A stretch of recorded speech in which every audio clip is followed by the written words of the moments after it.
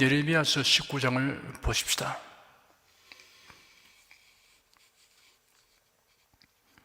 1절, 2절, 2절을 함께 읽겠습니다. 여호와께서 이같이 말씀하시되 가서 토기창의 오지병을 사고 백성의 어른들과 제사장의 어른 몇 사람을 데리고 하시드문 어기 곁에 있는 흰놈의 아들의 골짜기로 가서 거기서 내가 네게 이런 말을 선포하여. 하나님께서 예레미야에게 하나님이 주시는 심판의 메시지를 선포하도록 명령하시면서 준비하고 행동해야 할 세 가지를 말씀하셨습니다. 첫째, 토기창의 오지병을 사라고 하셨습니다. 오지병은 진흙으로 만든 그릇입니다. 둘째, 백성의 어른들과 제사장의 어른 몇 사람을 대동하라고 하셨습니다. 백성의 어른들은 백성을 이끄는 중간 지도자들입니다.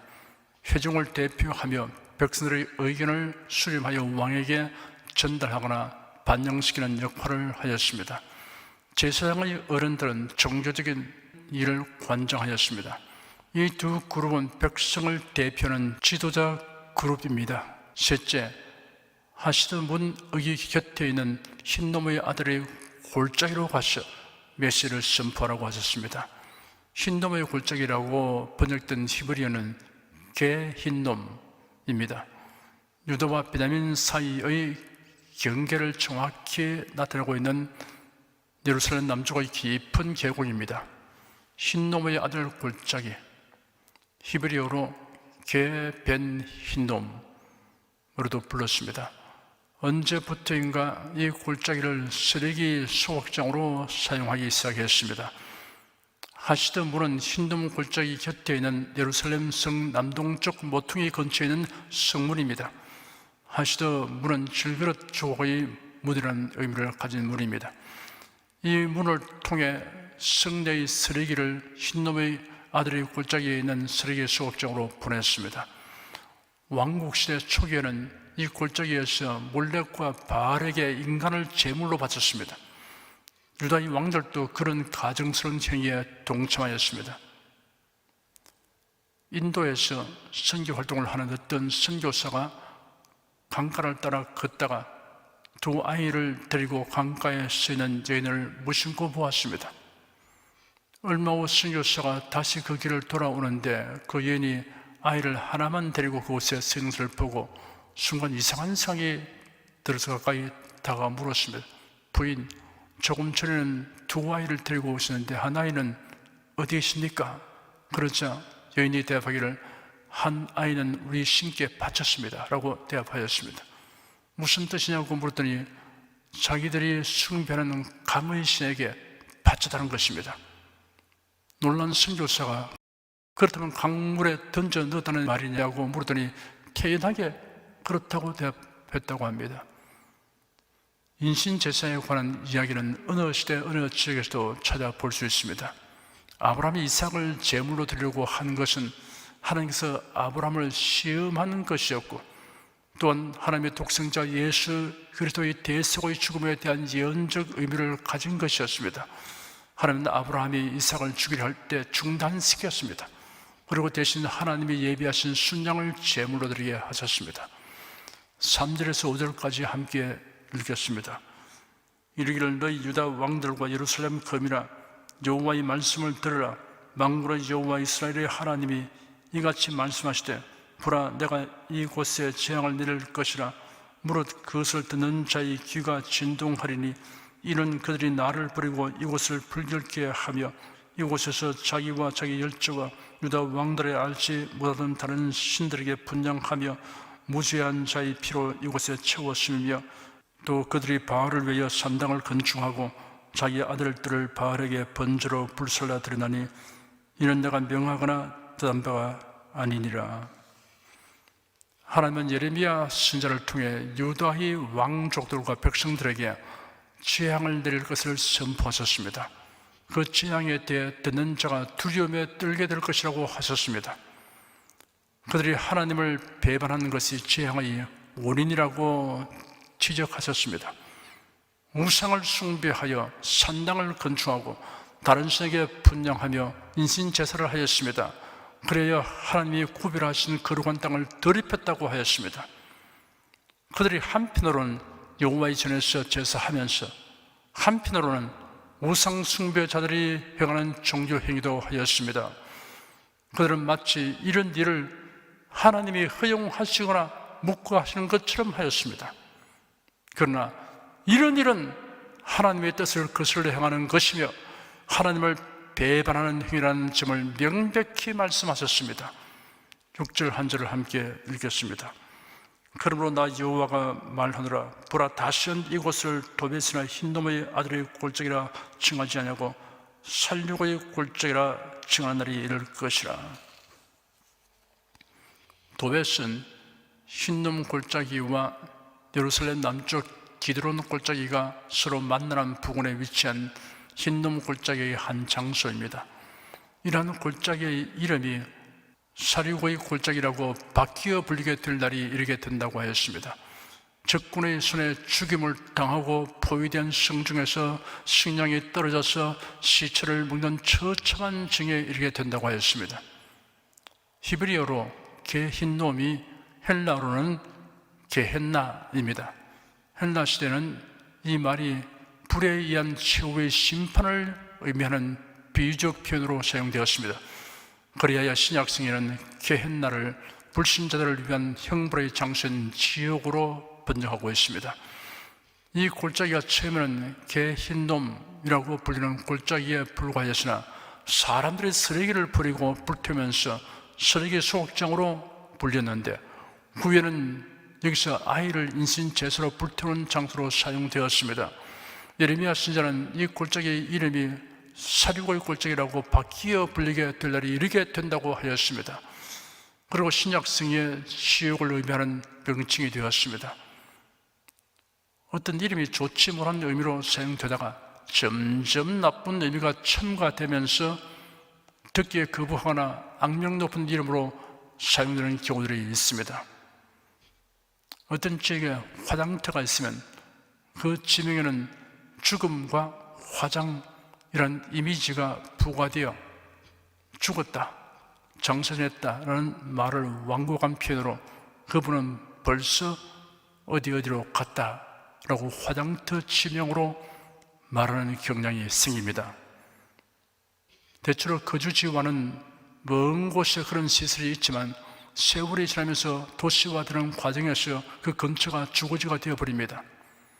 이러니 그 지역 거주민들은 어디에 사시느냐라는 질문을 받는 경우 난감하게 됩니다. 결국 화장터나 공동묘지를 다른 곳으로 이전하고 그 지역이 개발되어 아파트 단지, 전시관, 공연장, 백화점 등이 들어서면 오래지 않아서 그 지명에 대한 이미지가 완전히 바뀌어지게 됩니다. 성경에는 당시의 이름보다 더 의미 깊은 이름으로 개명한 사례들이 있습니다. 아브라함은 아브라함으로 개명되었습니다. 아브라함은 그 아버지는 존귀하시다는 의미일 것으로 해석합니다. 하나님께서 아브라함으로 바꾸시는데 열국의 아버지, 무리의 아버지라는 뜻입니다. 아브라함의 아내 사레는 하나님께서 사라라고 개명하여 주셨습니다. 왕비, 여주인이라는 뜻이 있습니다. 야곱은 이스라엘로 불리게 되었습니다. 발꿈치를 잡다, 속여 넘기다 라는 뜻을 가진 야곱이라는 이름을 하나님의 사자가 이스라엘이라고 개명해 주었습니다. 하나님과 더불어 겨룬 자라는 뜻입니다. 베냐민은 그를 낳은 어머니 라헬이 난산 끝에 숨을 거두면서 베노니라고 불렀는데 아버지인 야곱이 즉시 베냐민이라고 바꾸어 불렀습니다. 베노니는 나의 슬픔의 아들이라는 의미고 베냐민은 오른손의 아들이라는 뜻입니다. 오른손은 대체로 의로움, 강한 힘을 상징합니다. 두려워 말라, 내가 너와 함께함이라. 놀라지 말라, 나는 내 하나님이 됨이니라. 내가 너를 굳세게 하리라. 참으로 너를 도와주리라. 참으로 나의 의로운 오른손으로 너를 붙들리라. 예수님의 제자들 중에 시므온은 하나님께서 들으시다라는 뜻의 히브리어 심온에서 유래되었습니다. 시몬은 헬라식 발음입니다. 예수께서 시몬에게 게바라는 아람어 이름을 더하셨습니다. 이 이름을 헬라어로 음력하면 케파스이고 번역하면 페트로스가 됩니다. 그 뜻이 바위, 반석입니다. 이를 우리말로는 베드로라고 발음하고 있습니다. 바울은 복음 전도자가 되기 전에는 사울이라고 불려졌습니다. 당시 유대인들, 특히 그리스도인이 된 사람은 두 개의 이름을 가집니다. 하나는 태어날 때 지은 히브리식 이름이고 다른 하나는 그리스도인들 사이에서 부른 이름입니다. 그러므로 바울의 가족과 지인들은 그를 사울이라고 불렀고 다른 사람들은 바울이라고 불렀습니다. 사울은 여호와께 간구하다라는 의미입니다. 바울은 작은 자라는 뜻입니다. 성경에 등장하는 인물들 중에 이름의 의미는 좋은데 신앙과 행실은 그 이름과 상반된 자들이 있습니다. 이름이 그 사람의 삶에 미치는 영향이 있지만 다른 사람에게 어떤 영향을 끼치며 사느냐 하는 것이 그 사람의 이름을 존귀하게 하기도 하고 악명 높게 하기도 합니다. 예수 그리스도를 믿는 사람은 호적성의 이름 위에 하나님이 주신 칭호가 많이 있습니다. 이 칭호는 그리스도 안에서 공유하는 신분을 표시하는 것입니다. 그리스도인, 성도, 의인, 하나님의 자녀, 천국 시민이라는 칭호에 내포된 의미는 지극히 귀하고 영광스러우며 보배롭습니다. 이러한 칭호에 걸맞게 생각하고 말하며 행동해야 하는 것은 복된 의무이며 또한 특권입니다. 초대 기독교인들은 심한 박해 속에 있었습니다. 세상 사람들이 기독교인들에 대하여 아주 나쁜 소문을 퍼뜨렸습니다.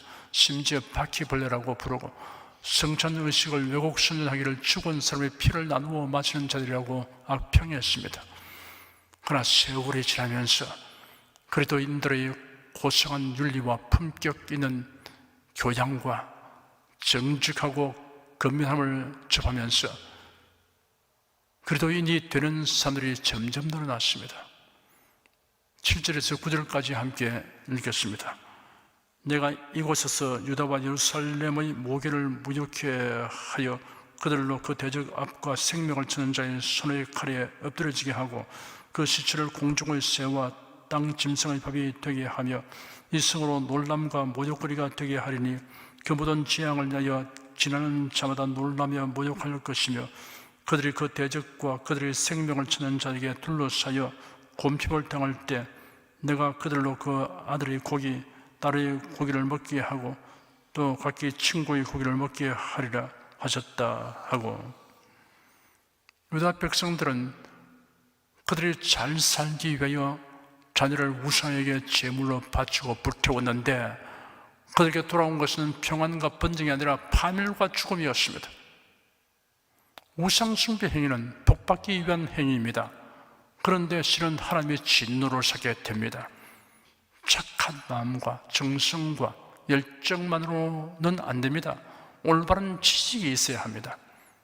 해와 달과 별을 숭배하는 행위는 창조주에 대한 무지에서 비롯됩니다.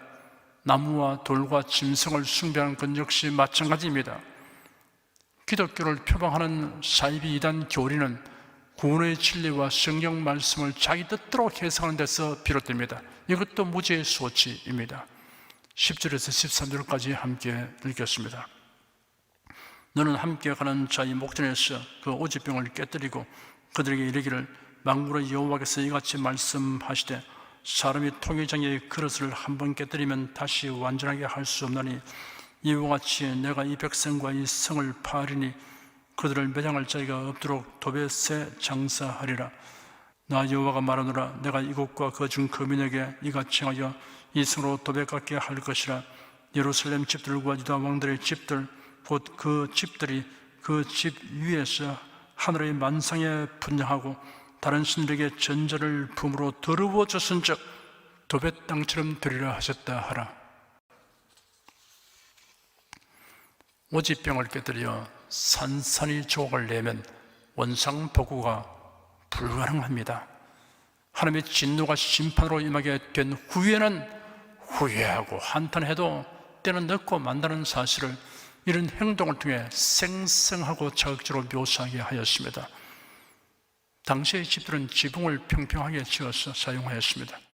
우상 숭배가 만연하여져서 각 집의 지붕에서까지 우상 숭배를 하였습니다. 이로 인하여 왕궁이나 서민의 집이 모두 우상 숭배로 인하여 더러워졌습니다. 이렇게 더러워진 곳에 하나님의 심판이 임하게 됩니다. 사람이 외모를 단정하고 학식과 덕망으로 자신을 가꾸어도 우상 숭배하면 더러워진 존재가 됩니다. 이 더러움에 대하여 하나님이 심판하십니다. 14절, 15절 두 절을 함께 읽겠습니다. 예레미야가 여호와께서 저기를 보내사 예언하게 하신 도벳에서 돌아와 여호와의 집들에서 모든 백성에게 말하되 만군의 여호와 이스라엘의 하나님이 말씀하시되 보라, 내가 이 성에 대하여 선언한 모든 재앙을 이 성과 그 모든 촌락에 내리리니 이는 그 목을 곧게 하여 내 말을 듣지 아니함이라 하셨다 하라. 유다 온 백성과 그들이 거주하는 모든 성과 촌락에 하나님의 재앙을 내리시는 이유는 그 목을 곧게 하여 하나님의 말씀을 듣지 아니하기 때문이라고 하였습니다.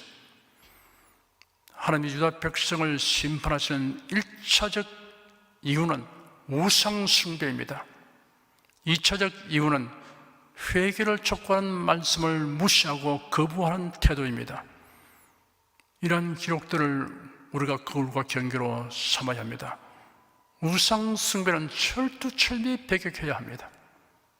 그리고 하나님의 말씀에 비추어 자신을 항상 돌아보아 그릇되게 행한 일은 뉘우치고 말씀에 합당하게 행하도록 힘써야 합니다. 기도하겠습니다. 우상 숭배하고 선지자의 경고를 무시하는 유다 백성에 대하여 하나님께서 곧장 징벌하지 않으시고 회개하기를 기다리심에도 불구하고 오히려 하나님의 인내하심을 멸시하는 유다 백성들을 보면서 많은 교훈을 얻게 됩니다. 우상 숭배가 큰 죄악이지만 이를 경고하는 하나님의 말씀을 무시하는 행위는 더 큰 죄악이라는 교훈을 우리가 받았습니다. 우리가 우상 숭배는 하지 않을지라도 주님의 말씀에 어긋나서 행할 때 기록된 말씀을 통하여 경계를 받으면 속히 회개하도록 성령께서 도와주시옵소서. 예수 그리스도 이름으로 기도드립니다. 아멘.